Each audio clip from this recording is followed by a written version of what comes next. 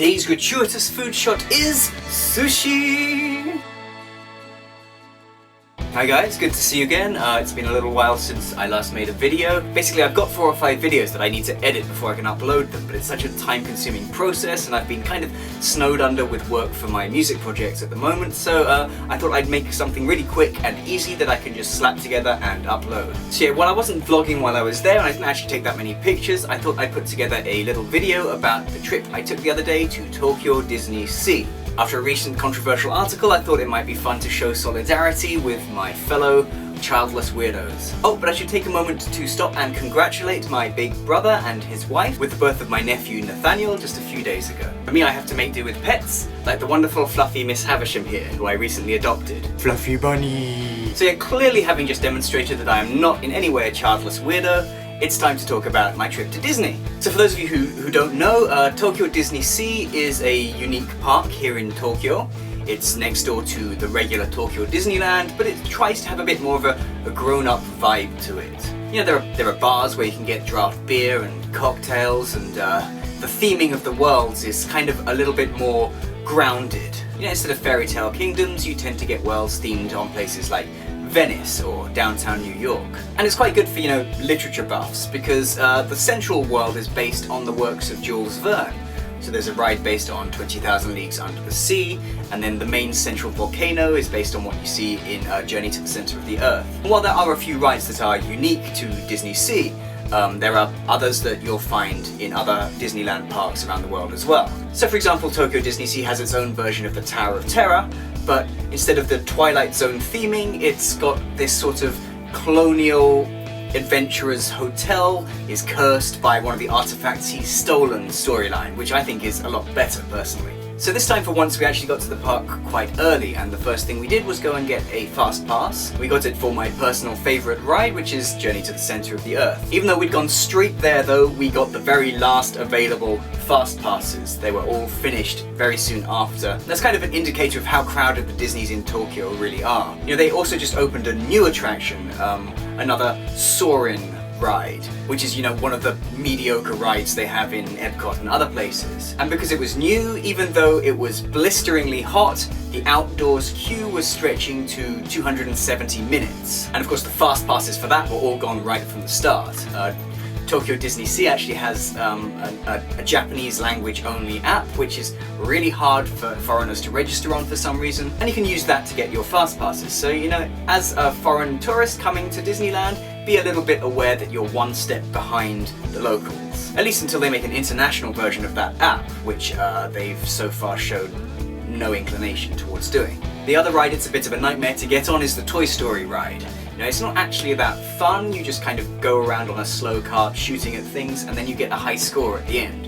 But Japanese people tend to love anything they get a quantifiable score from. That's a huge generalization, of course. But you know, I've never seen the queues in that little Toy Story area of the park go under 2 hours, and I don't think I've ever been early enough to see the fast passes available. I would have liked to have tried the new attraction, especially because I've been to Disney Sea a few times now and I kind of feel like I've seen everything it has to offer, but I also know that it's really not worth waiting 2 hours and 40 minutes for a fairly mediocre flight simulator that will have almost no queues next time I go. So we skipped that and instead did something else that I hadn't tried before. Since my last visit, they've kind of reworked the old, kind of unthemed Storm Rider attraction, which was always a bit of an ugly duckling in the Tokyo parks, to be honest. Now it's Finding Nemo themed, and the quality of the film you watch is much better. Basically, you're put into a submarine that, through the power of magic science, shrinks down to the size of a fish, and then you kind of play hide and seek with Dory and Nemo and pals, and then, of course,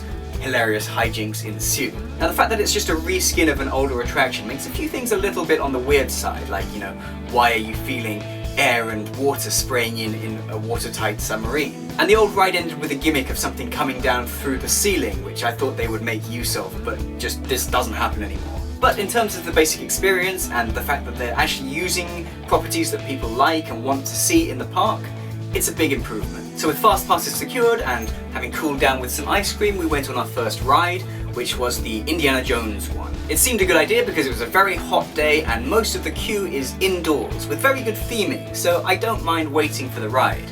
even though to be honest it's really not that fun. If you want an analogy, I guess I would compare it to sitting on top of a washing machine and being pulled around a movie set. Still, being indoors, it was nice and refreshing. We also bought some little plushies. I got a Simba because, well, The Lion King is by far my favourite Disney movie, and because the live action version is coming out very soon here in Japan, they've got quite a lot of merchandise, which I might not necessarily see again once the marketing push for that movie has finished, so, you know, I thought it was a good opportunity to buy one. Next, we caught the tail end of the Pirates of the Caribbean themed show, which was on the water. You don't get a parade as such in Disney Sea, instead you watch various Disney characters getting up to various antics on boats on the water. Since for summer the theme was Get Wet, we weren't actually that keen on getting particularly close. But we got a chance to see some of the pirate costumes, which looked pretty cool. Taking refuge once again from the searing summer heat, we got lunch in the Little Mermaid themed area. We snacked on a surprisingly tiny but surprisingly tasty so-called calzone. We went on the 20,000 Leagues Under the Sea ride, which is, you know, fairly cute. It's not very exciting, but some care and attention has been put into the theming. You know, it's kind of like It's a Small World smushed into Bioshock. Or maybe Bioshock is this world with the small world taken out of it. Anyway, by then it was time to use our Fastpass tickets for the first time, using our second tickets for Raging Spirits. Now, I thought I was doing something new here because I couldn't remember the coaster, but actually I'd been on it before. It's just not very memorable. It is one of only a handful of Disney coasters worldwide to have an inversion, but even on the very back seat, it just never really got going. But of course, if it's thrill rides you want, Disney isn't really the place to go. You're much better off in Japan going to somewhere like Fuji-Q. Still, I was left with a hankering to do something I'd never done before in Disney Sea, so we went to watch the Big Band Beat show.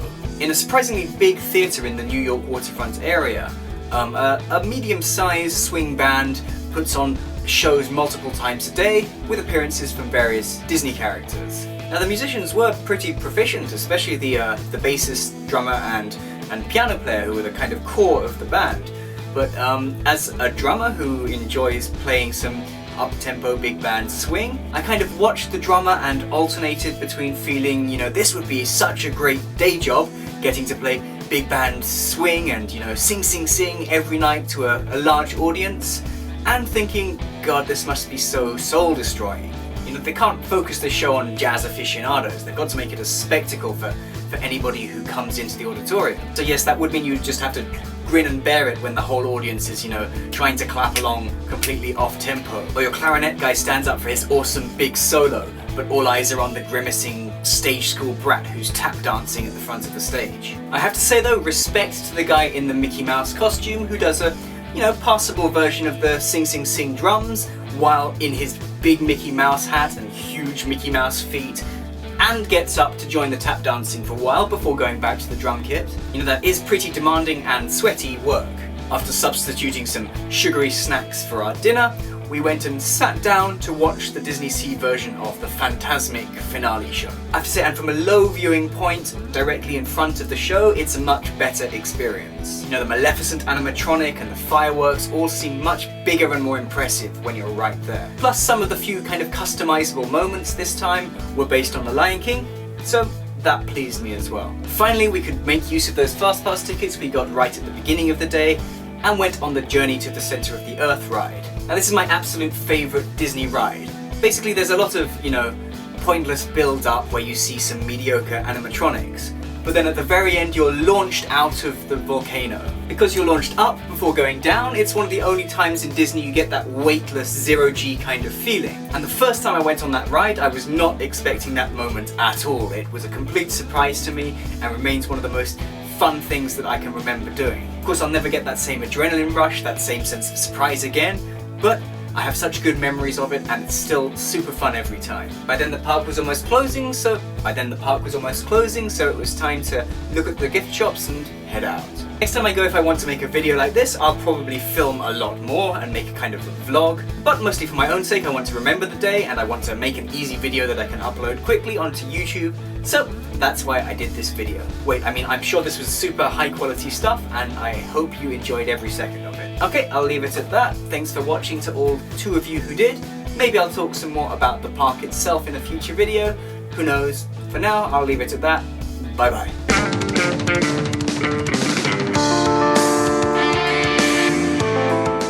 It's the circle of life.